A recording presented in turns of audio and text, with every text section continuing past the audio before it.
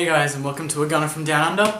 Today's video is going to be a player battle. Last week, if you hadn't watched, it was Chamberlain versus Campbell. We kind of worked out, ran through the stats, how many games they played, how many assists, goals and whatnot, and kind of worked out who would be more beneficial, more of a benefit for the team in the long term running into our title challenge.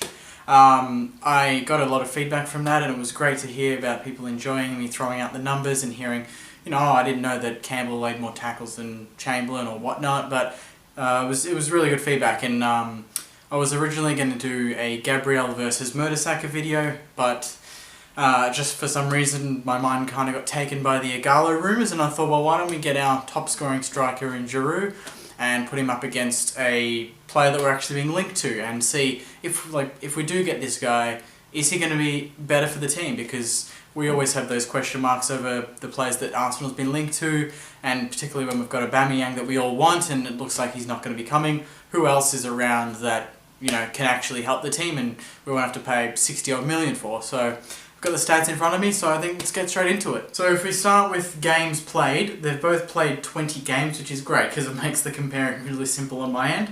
Minutes played 1,318 for Giroud and 1,678, so 300 minutes more for Ighalo. He's younger than Giroud, let's just keep that in mind. I think he's 24 or 25, I might be wrong, let me know. Let's get straight into it though. So goals scored. Giroud's had a great season, we all know that. He had a good streak of games where he consistently scored goals, and this is in the Premier League, mind you. He's got 10 goals, which is great. I think we all know Ighalo, he's got more goals than that actually. He's got 14 goals, so quite close there. Assists. Giroud's always got a bit of a hand in goals. Not always the last pass that sets up the goal, but he's always in the build-up play.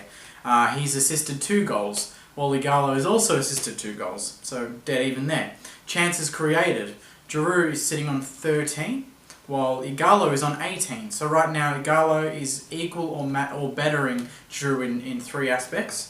And next one is total shots. Giroud loves a shot. Not all of them are on target, as we know. He's on 53, and Ighalo is on 68. So Ighalo gets the points there. Tackles won. Now, something we don't see that side of Giroud very much. We've seen it more so this year. He's chasing down, even last night in the FA Cup. There was a point where I think it was he and Walcott that kind of just charged down on one player and caused a great turnover, and the player just bombed it out and we got a throw in and created a chance from that. So that sort of side of his game is improving, and I think it's improving across the whole team, which is great. He has laid 11 tackles in 20 games, while Ighalo, who again is a sort of player we don't really talk about his defensive side, he's actually laid 15 tackles. So he's got more of a defensive side of his game. Although marginally, nothing too serious there. Interceptions, so this is kind of just breaking up the play from the opposition's defence to midfield, and getting that critical interception that can create a counter-attack. So Giroud's actually intercepted 6 times, which is great, and one of the higher players in the team, believe it or not, in Arsenal. And Ighalo 10, so Ighalo gets the points there. That's the stats I got. I mean, we can run through some more. I quite like doing this. Shots outside area. I mean, this is something that we don't take into account when we look at shots. We just kind of think about it as a shot. But it's quite important, particularly with Arsenal, because we don't have players that love to take long shots apart from, say, Chamberlain, a bit of Campbell, but mainly Sanchez. He's kind of the one outlet that we have where if he's got a chance, he'll go for it. Everyone else is kind of lowering their eyes and not looking at, kind of for goals. Walcott occasionally, but Ighalo, he's actually had 7 shots outside the area, outside the box, and Giroud has only had 2, so he gets the points there. I'm really surprised that Giroud hasn't taken as many points. I mean, I'm sure that if we go goals from set pieces, Giroud's going to have a hand in this. Goals from set pieces, 4 Giroud, and Ighalo 1.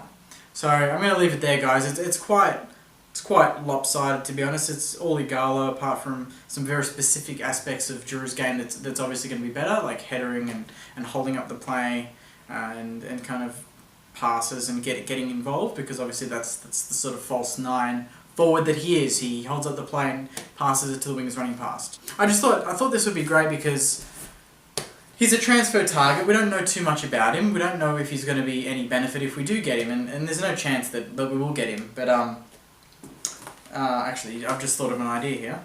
Why don't we go with something even more interesting? Like, let's get the one player that we all really, really want. And I'm not sure if this is going to be, the stats are going to show anything, but let's go with Aubameyang as well. Let's throw him into the mix. Why not? Let's get him involved in the party. Okay, great. So I've got Aubameyang's stats here. He doesn't win in all aspects. He's got, obviously, more goals. He's got 18 goals. He's got 4 assists, so more assists. He's created equally as many chances as Ighalo, 18. He's had 66 shots. Ighalo's got 68. Giroud 53. Tackles won 3, while Giroud's got 11 and Ighalo's got 15. So defensively, not a great player. Interceptions 8, higher than Giroud, less than Ighalo. 7 shots outside the area, so he's had as many as Ighalo. Goals from set pieces 3, 1 for Ighalo and 4 for Giroud. And clearances 2. So defensive clearances, I didn't mention this before.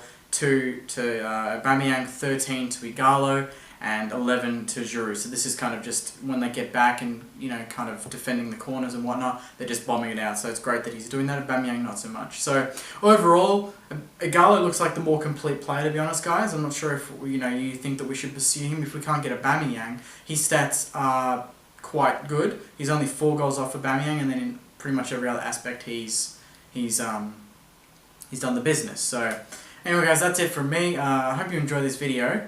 In the next video, I'll definitely do Gabriel versus Mertesacker, because I think that's an aspect of the Arsenal lineup that we're not 100% of, and I thought Gabriel and Koscielny looked quite strong against Sunderland apart from Koscielny's stuff up. So anyway, guys, thanks very much. Please like the video, comment, do all that stuff, and I'll see you next time.